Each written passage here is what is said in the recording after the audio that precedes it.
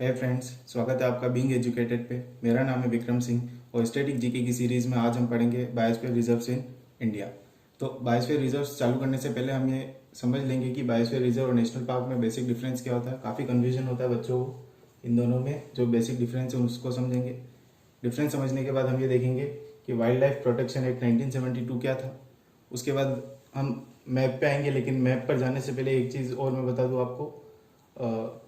हम ये भी देखेंगे कि कौन से बायोस्फीयर रिजर्व्स ऐसे हैं जिनको नेशनल पार्क का भी दर्जा मिला है, वो 8 है। और ऐसे बायोस्फीयर रिजर्व्स भी हैं जो बायोस्फीयर रिजर्व्स होने के साथ साथ नेशनल पार्क और टाइगर रिजर्व भी हैं, इनकी संख्या 3 है। ये हम लास्ट में देखेंगे। और सबसे लास्ट में हम किन बायोस्फीयर रिजर्व्स को यूनेस्को वर्ल्ड हेरिटेज साइट का दर्जा मिला है, ये हम सबसे लास्ट में देखेंगे।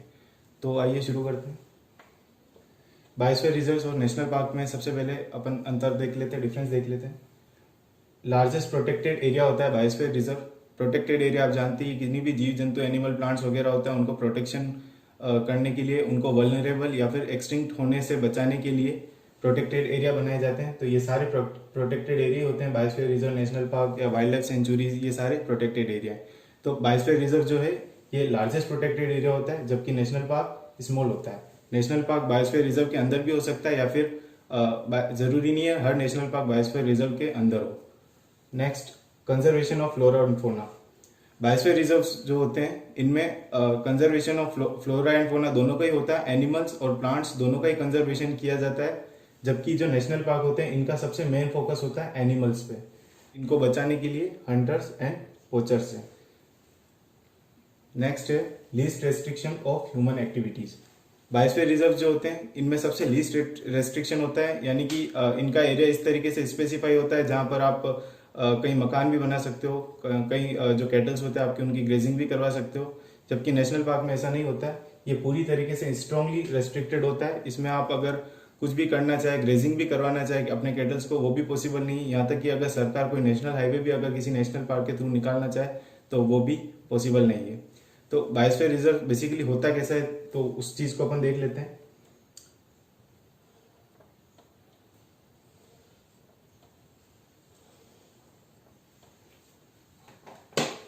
जो सबसे लास्ट वाला एरिया है ये पूरा एक बायोस्फीयर रिजर्व है। जो सबसे लास्ट वाला एरिया है ये आपका हो जाएगा ट्रांजिशन जोन। Transition zone. जो मिडल वाला एरिया है ये आपका हो जाएगा बफर जोन। Buffer zone. और जो सबसे लास्ट है इसको हम कहेंगे कोर। तो बायोस्फीयर रिजर्व्स में इन तीनों का अंतर क्या होगा। जो ट्रांजिशन जोन होगा इसमें आप नॉन रेस्ट्रिक्टेड काम कर सकते हो। जैसे कोई भी आपके अगर मकान बनाना है, कोई भी आपको मैन्युफैक्चरिंग वगैरह कुछ भी चालू करना है, या कोई आपके कैटल्स वगैरह है तो उनकी ग्रेजिंग भी आप ट्रांजिशन जोन में करवा सकते हो। बफर जोन में थोड़ा रेस्ट्रिक्शन आ जाता है। ट्रांजिशन जोन में इतना रेस्ट्रिक्शन नहीं होता है, मतलब ना के बराबर ही रेस्ट्रिक्शन होता है। जबकि बफर जोन में कुछ रेस्ट्रिक्शन आ जाता है। यहाँ पर आप कोई ह्यूमन एक्टिविटीज जैसे कोई घर बनाना, कंस्ट्रक्शन करवाना, इस तरीके का आप काम नहीं करवा सकते। लेकिन अगर आपके पास केटल्स है तो उनकी ग्रेजिंग करवाई जा सकती है। केटल्स की ग्रेजिंग करवाई जा सकती है। और कोर होता है, कोर में आपका बिल्कुल रेस्ट्रिक्टेड होता है। यहाँ पर आप कोई भी काम, किसी भी प्रकार की ह्यूमन एक्टिविटीज यहाँ पर अलाउड नहीं होती है। तो इस प्रकार का ये बायोस्फीयर रिजर्व दिखने में होता है। बायोस्फीयर रिजर्व में हो सकता है, ये मान लो आपका कोई बायोस्फीयर रिजर्व है, इसके अंदर आपके पास, शायद आपको यहाँ दिख नहीं रहा होगा, एक सेकेंड, मान लो ये आपका बायोस्फीयर रिजर्व है, तो इसके अंदर एक नेशनल पार्क हो सकता है, दो भी हो सकते हैं, वाइल्ड लाइफ सेंचुरीज हो सकती है, कितनी भी हो सकती है। और जरूरी नहीं हो कि उसमें नेशनल पार्क हुई हो। बायोस्फीयर रिजर्व ऐसे भी हैं जहाँ पर कोई नेशनल पार्क, मतलब जहाँ नेशनल पार्क तो है लेकिन वहाँ कोई बायोस्फीयर रिजर्व नहीं। जैसे हम जम्मू कश्मीर देखें, यहाँ कोई बायोस्फीयर रिजर्व नहीं है लेकिन यहाँ पर आपको नेशनल पार्क देखने को मिलेंगे, जैसे दाचीगांव। तो आपको, आई होप आपको ये समझ में आ गया होगा कि बेसिकली बायोस्फीयर रिजर्व होता क्या है और इन नेशनल पार्क और दोनों के बीच में डिफरेंस क्या होता है।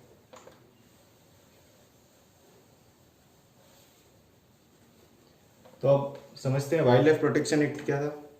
तो आज़ादी के बाद भारत में जब तक वाइल्ड लाइफ प्रोटेक्शन एक्ट आया, लगभग 1970 तक केवल 5 नेशनल पार्क ही थे भारत में। तो इसकी ज़रूरत पड़ी कि हमारे देश में जो एनिमल्स, फ्लोरा, फोना वगैरह इनको बचाया जाए। तो इनको बचाने के लिए ही वाइल्ड लाइफ प्रोटेक्शन एक्ट 1972 लाया गया, और इसके बाद ही हमें देखने को मिला कि नेशनल पार्क और बायोस्फीयर रिजर्व वगैरह इनकी संख्या बढ़ी।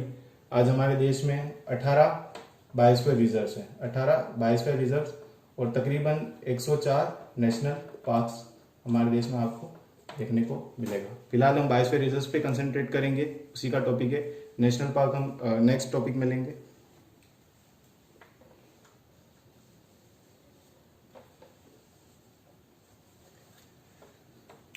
तो देखते हैं biosphere reserves in India map के थ्रू। तो भारत में कुल 18 बायोस्फीयर रिजर्व्स हैं। मैप पे जाने से पहले हम देख लेते हैं मैप में मैंने कैसे क्या शो कर रखा है। इसमें आपको जो ग्रीन वाला एरिया है ये आपका बायोस्फीयर रिजर्व शो कर रहा है। जहां पर आपको रेड आउटलाइन दिख रही है ये बेसिकली आपके स्टेट्स के अंदर जो डिस्ट्रिक्ट्स हैं उनको शो कर रहा है। ठीक है, तो अब इसको चालू करते हैं। सबसे पहले हम देखते हैं साउथ वाले एरिया में, जो भारत का साउथ वाला हिस्सा है। यहाँ पर आपको बेसिकली 4 बायोस्फीयर रिजर्व देखने को मिलेंगे। Nilgiri biosphere reserve, Agasthyamalai biosphere reserve, gulf of Mannar biosphere reserve और शेषाचलम हिल्स बायोस्फीयर रिजर्व। तो नीलगिरी बायोस्फीयर रिजर्व के बारे में जान लेते हैं। ये भारत का सबसे पहला बायोस्फीयर रिजर्व है, सबसे पहला भारत का first biosphere reserve in India. Bharat का सबसे पहला biosphere reserve Nilgiri biosphere reserve है। ये 1986 में ये बायोस्फीयर डिक्लेयर किया गया था, नीलगिरी बायोस्फीयर। नीलगिरी बायोस्फीयर में आपको बेसिकली कुछ इम्पोर्टेंट जो एनिमल्स है वो मैं बताता हूँ। हालांकि आपको कई सारे बायोस्फीयर रिजर्व में कई सारे एनिमल्स दिखेंगे, लेकिन मैंने जो इम्पोर्टेंट एनिमल्स है वही लिए हैं। तो इसमें आपको मिलेगा नीलगिरी तार, टाइगर,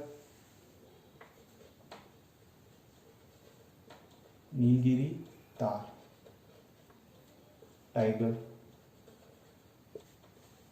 लायन टेल्ड मैकाक। इसमें आप ये ध्यान रखना, जो नीलगिरी तार है, नीलगिरी तार ये तमिलनाडु का स्टेट एनिमल है, तमिलनाडु स्टेट एनिमल। नेक्स्ट है अगस्त्यमलई बायोस्फीयर रिजर्व। इसमें भी आपको नीलगिरी तार, एशियन एलिफेंट देखने को मिलेगा।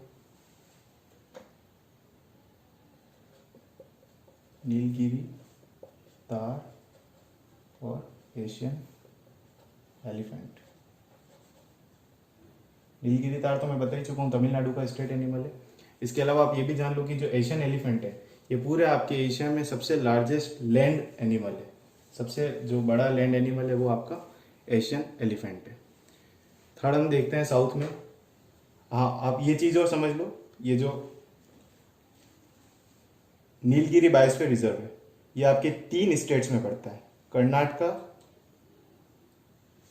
केरला और तमिलनाडु। कर्नाटका, केरला और तमिलनाडु जो बिल्कुल नीचे के स्टेट्स है साउथ के, भारत के साउथ के, इन तीनों स्टेट्स में ये फैला हुआ है। कौन सा? Nilgiri biosphere reserve. Agasthyamalai biosphere reserve जहां पर नीलगिरी तार और एशियन एलिफेंट पाया जाता है, ये आपके बेसिकली केरला और तमिलनाडु, मात्र इन 2 स्टेट्स में फैला हुआ है। फिर हम तीसरा देखते हैं gulf of Mannar. Gulf of Mannar सिर्फ तमिलनाडु स्टेट में ही पड़ता है। ये स्टार्टिंग इसकी लगभग कन्याकुमारी से होती है और ये फैलता हुआ लगभग रामेश्वरम तक पहुंच जाता है। रामेश्वरम ये तमिलनाडु का हिस्सा ही है, तमिलनाडु के बिल्कुल लैंड के मतलब बिल्कुल टच नहीं है, लेकिन अलग से है, आइलैंड की तरह ये है रामेश्वरम। तो कन्याकुमारी से रामेश्वरम तक है आपका गल्फ ऑफ मन्नार। ये सिर्फ आपको तमिलनाडु में मिलेगा। इसमें आपको जो एनिमल देखने को मिलेगा जो स्पेशल है वो है डुगोंग। डुगोंग, इसको सी काऊ भी कहा जाता है। सी काऊ कहने का इसका ये रीजन है क्योंकि डुगोंग जो है ये दिखने में किसी काऊ या गाय की तरह नहीं है। दिखने में तो मेरे ओपिनियन में ये कुछ डॉल्फिन की तरह दिखती है, लेकिन हालांकि वो भी नहीं है। बट जो सी काऊ कहने का मेन रीजन है, ये जो पानी के नीचे की जो लैंड की जो ग्रास होती है उसकी ये ग्रेजिंग करती है। कौन? डुगोंग। तो गल्फ ऑफ मन्नार का जो स्पेशल एनिमल है वो है डुगोंग। और चौथा जो है बायोस्फीयर रिजर्व वो है शेषाचलम हिल्स बायोस्फीयर रिजर्व। ये आपके पड़ता है आंध्र प्रदेश में, पूरा आंध्र प्रदेश में पड़ता है और 2 डिस्ट्रिक्ट में ये फैला हुआ है। आंध्र प्रदेश के 2 डिस्ट्रिक्ट में फैला हुआ है, एक है काडाप और एक है चित्तूर। एक है आपका काडाप एंड चित्तूर, 2 डिस्ट्रिक्ट्स में फैला हुआ है ये काडाप एंड चित्तूर। इसमें आपको जो मेन एनिमल आपको देखने को मिलेगा वो है slender loris. Slender loris.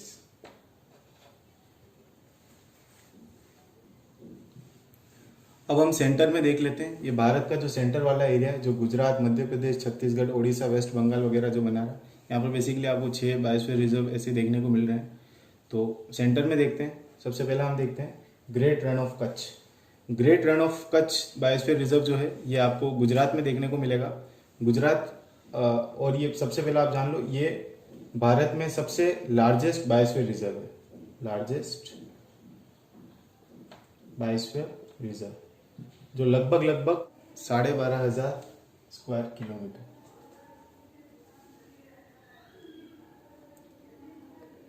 Kilometre to be specific ये कुछ 12,450 स्क्वायर किलोमीटर के आसपास है, लेकिन याद रखने के हिसाब से आप 12,500 स्क्वायर किलोमीटर इसे कह सकते हो। ये बायोस्फीयर रिजर्व गुजरात के 4 डिस्ट्रिक्ट में फैला हुआ है। यहाँ के से कच्छ, पी से पाटन, एस से सुरेंद्रनगर और एम से मोरबी। तो ये फैला हुआ है कच्छ, पाटन, सुरेंद्रनगर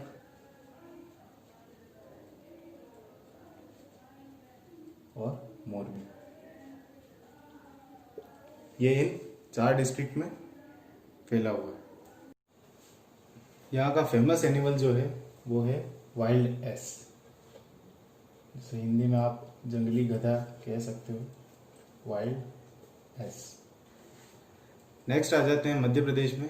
मध्य प्रदेश में आपको 2 बायोस्फीयर रिजर्व तो पूरी तरीके से मध्य प्रदेश में ही मिलेंगे। एक बायोस्फीयर रिजर्व जो है वो मध्य प्रदेश और छत्तीसगढ़ दोनों की बाउंड्री शेयर करता है।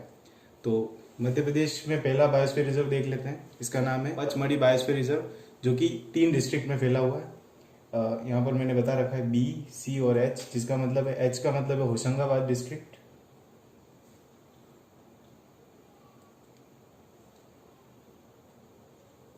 होशंगाबाद। दूसरा है बैतूल, और तीसरा है छिंदवाड़ा,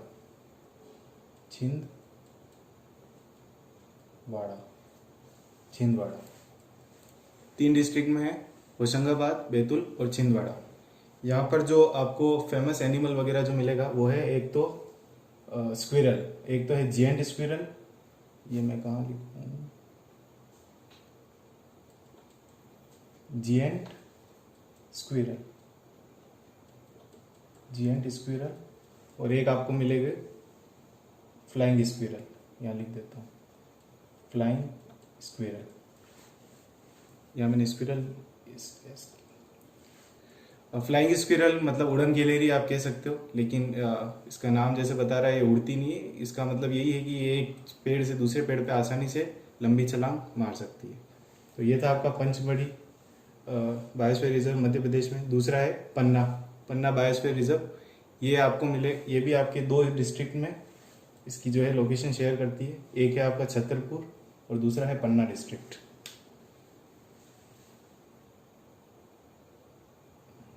इसको मैं इधर कर देता हूँ, Chhatarpur and Panna district. Panna 2 district में है। पन्ना बायोस्फीयर रिजर्व में आपको टाइगर, चिंकारा वगैरह आपको देखने को मिलेंगे। यहाँ स्पेस नहीं, मैं लिख नहीं रहा हूँ। टाइगर और चिंकारा आपको पन्ना में देखने को मिलेंगे। नेक्स्ट बायोस्फीयर रिजर्व जो कि मध्य प्रदेश और छत्तीसगढ़ दोनों की बाउंड्री शेयर करता है, यहाँ आप देख सकते हो। इसके बारे में ज़्यादा कुछ नहीं, इसके आप जो फेमस एनिमल्स है वो आप याद रख लो, चौसिंगा और सारस क्रेन।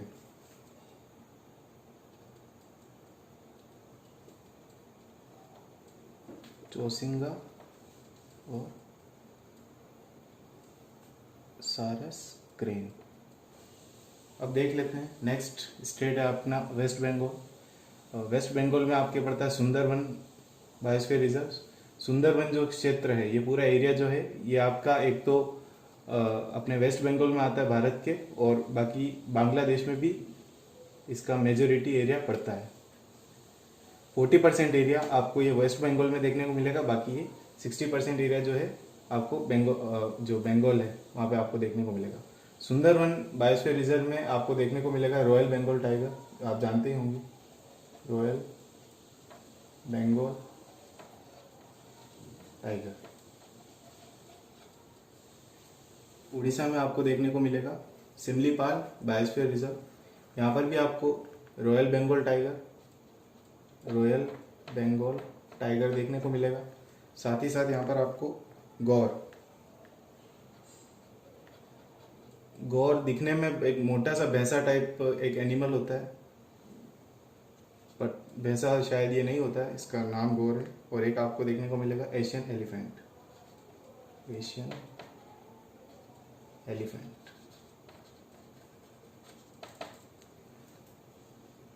अब भारत के नॉर्थ के सबसे टॉप पे चलते हैं। यहाँ पर जम्मू कश्मीर में कोई बायोस्फीयर रिजर्व नहीं है। नीचे हम देखेंगे हिमाचल प्रदेश में एक बायोस्फीयर रिजर्व है और एक उत्तराखंड में है। तो हिमाचल प्रदेश में जो बायोस्फीयर रिजर्व है उसका नाम है कोल्ड डेजर्ट। और यहाँ पर जो फेमस एनिमल है वो है स्नो लेपर्ड।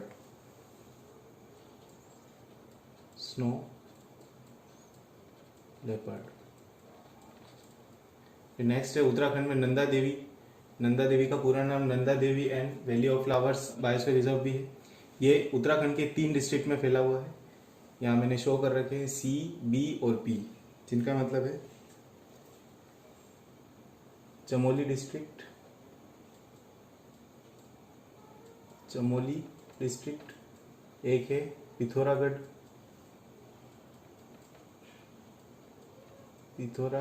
डिस्ट्रिक्ट, और एक डिस्ट्रिक्ट है बागेश्वर डिस्ट्रिक्ट।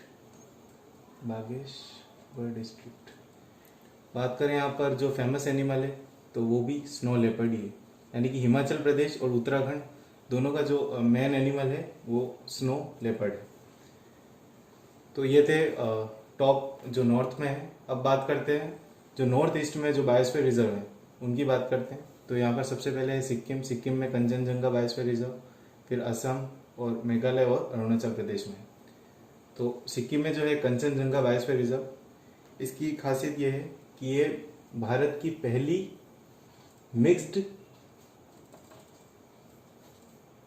हेरिटेज साइट है। यूनेस्को की जो हेरिटेज साइट है ये मिक्स्ड हेरिटेज साइट है।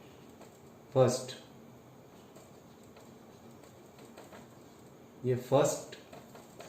मिक्स्ड हेरिटेज साइट है भारत की, Kanchenjunga biosphere reserve.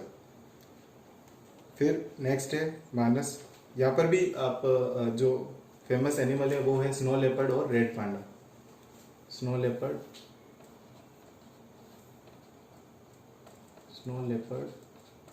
And red panda छोटा सा ही होता है, बिल्ली जो आपके घर में देखी होगी उसी साइज का होता है, छोटा सा।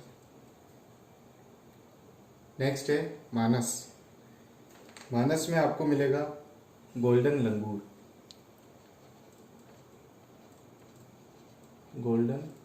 लंगूर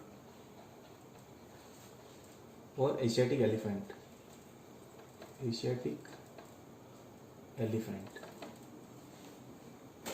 नेक्स्ट आ जाता है दिहंग दिबंग बायोस्फीयर रिजर्व। ये है आपके अरुणाचल प्रदेश में, और यहाँ पर जो आपको मिलेगा फेमस एनिमल वो है Mishmi takin and musk dear.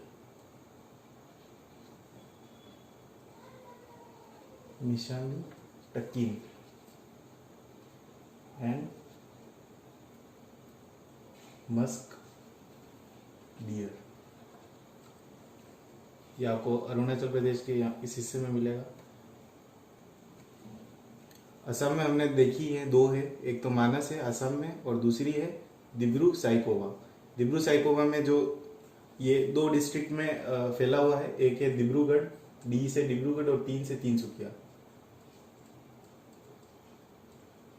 Dibrugarh and Tinsukia, Tinsukia district. जो यहाँ का फेमस एनिमल है वो है white winged wood duck.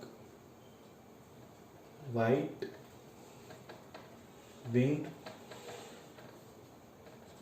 Would duck. इसके अलावा यहाँ पर आपको रेड पांडा भी देखने को मिलेगा। और इस हिस्से में जो मेघालय है, लास्ट में मेघालय में आता है Nokrek biosphere reserve. Nokrek biosphere reserve जो है, यहाँ पर जो मेजर 3 पहाड़ियाँ हैं, गारो, खासी और जयंतिया, इनमें से जो गारो पहाड़ी है उसके ऊपर आपको ये नोकरेक बायोस्फीयर रिजर्व देखने को मिलेगा। नोकरेक बायोस्फीयर रिजर्व में आपको रेड पांडा देखने को मिलेगा। ये यहाँ से अलग है, रेड पांडा। अब ये तो मेन लैंड में हुआ। मेन लैंड भारत में आपको ये जितना भी देखने को मिला बायोस्फीयर रिजर्व, तो 17 बायोस्फीयर रिजर्व तो आपको मेन लैंड भारत में देखने को मिला। उससे हटके जो अंडमान निकोबार है, वहाँ पर आपको एक बायोस्फीयर रिजर्व और देखने को मिलेगा, जो कि मेन लैंड इंडिया से अलग है, ग्रेट निकोबार बायोस्फीयर रिजर्व। ये अंडमान निकोबार के सबसे साउथ में जो आइलैंड पड़ता है, उसमें आपको ये ग्रेट निकोबार बायोस्फीयर रिजर्व देखने को मिलेगा। इसकी एक ही खासियत यही कि ये अंडमान निकोबार के सबसे लास्ट में, सबसे साउथ में, south most, southern most biosphere reserve. यहाँ पर जो आपको देखने को मिलेगा सॉल्ट वाटर क्रोकोडाइल। यहाँ पर आपको देखने को मिलेगा सॉल्ट वाटर क्रोकोडाइल। तो हमने बात कर ली है जितने भी बायोस्फीयर रिजर्व भारत में हैं, 18 के 18 बायोस्फीयर रिजर्व, उनकी जो क्या खासियत है, वहाँ पर कौन से जो फेमस एनिमल्स वगैरह रहते हैं। अब हम बात करते हैं ऐसे बायोस्फीयर रिजर्व जो बायोस्फीयर रिजर्व होने के साथ साथ नेशनल पार्क भी है। ऐसे भारत में आपको 8 देखने को मिलेंगे। और ऐसे बायोस्फीयर रिजर्व जो बायोस्फीयर रिजर्व होने के साथ साथ नेशनल पार्क और टाइगर रिजर्व भी, ये आपको 3 देखने को मिलेंगे। तो पहले बात कर लेते हैं नेशनल पार्क, जो कि 8 है यहाँ पर। तो सबसे पहला है, नॉर्थ में अपन देखें तो नंदा देवी। ये मैं आपको ग्रीन मार्क कर रहा हूँ, जो 8 है वो ग्रीन इस तरीके से मार्क कर देता हूँ, नंदा देवी। नेक्स्ट है पन्ना और सिमलीपाल, जो सेंटर में पड़ेंगे, पन्ना एंड सिमलीपाल बायोस्फीयर रिजर्व। इसके अलावा साउथ में आपको देखने को मिलेगा गल्फ ऑफ मन्नार, ये भी नेशनल पार्क है। और नॉर्थ ईस्ट में कंचनजंगा, मानस, नोकरेक और Dibru Saikhowa and Nokrek biosphere reserve. तो ये जो भी मैंने ग्रीन बॉक्स से बनाए हैं, ये नेशनल पार्क भी है बायोस्फीयर रिजर्व होने के साथ साथ। अब मैं उन पे ये रेड मार्किंग कर देता हूँ, जो कि बायोस्फीयर रिजर्व के साथ साथ नेशनल पार्क और टाइगर रिजर्व भी, ऐसे 3 ही हैं, पन्ना, सिमलीपाल और मानस। तो पन्ना पे मैं दोबारा कर देता हूँ, पन्ना, सिमलीपाल और मानस।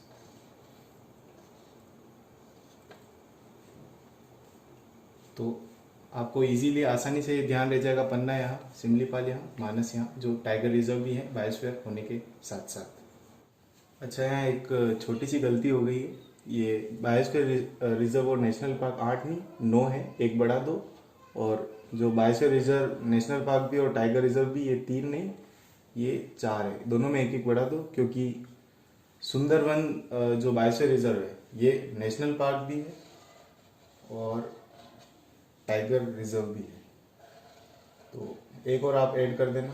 टोटल जो बायोस्फीयर रिजर्व और जो जिन्हें नेशनल पार्क का दर्जा भी मिला वो 9 है, और जो बायोस्फीयर रिजर्व नेशनल पार्क होने के साथ साथ टाइगर रिजर्व भी है वो 4 है। तो सुंदरवन का और इसमें एडिशन हो गया। अब देखते हैं किन बायोस्फीयर रिजर्व्स को यूनेस्को वर्ल्ड हेरिटेज साइट का दर्जा मिला है। 18 में से 5 बायोस्फीयर रिजर्व्स ही ऐसे हैं जिनको यूनेस्को वर्ल्ड हेरिटेज साइट का दर्जा मिला है। कौन कौन है ये? तो नंदा देवी,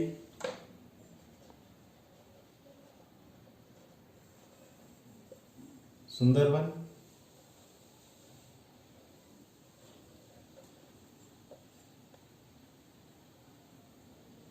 कंचनजंगा,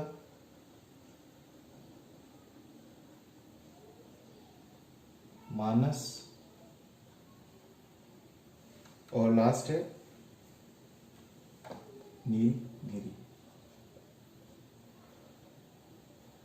जो कि भारत की पहली बायोस्फीयर रिजर्व साइट भी थी।